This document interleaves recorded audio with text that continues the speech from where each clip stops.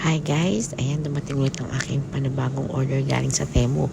At this time, sa akin naman yan, mga Hello Kitty items na ilalagay ko dito sa office namin, sa table ko. Actually, yan.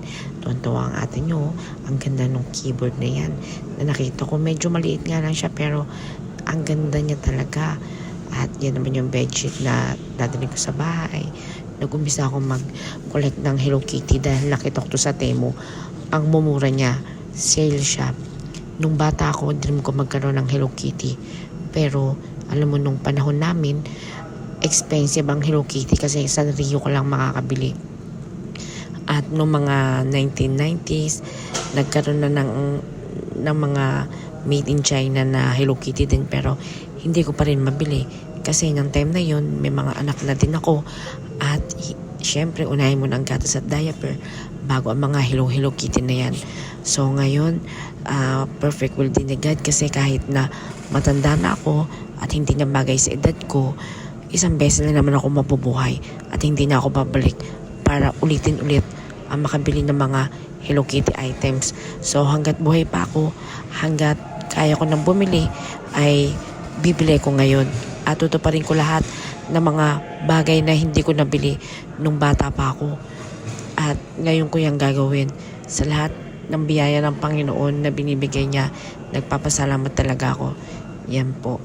At salamat din sa Temu, sa Tabi, sa Tamara, dahil nagkaroon dito sa UAE ng mga, installment plan na babayaran mo lang na within 4 months.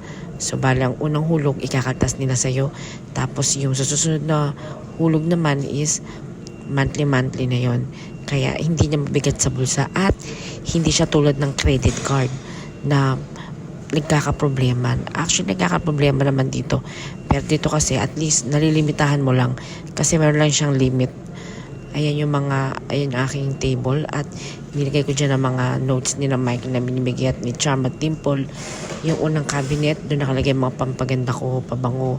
Pangalawa, mga gamot. At ang pangatlo ay chichirya ko. Yung chichirya, pero healthy yun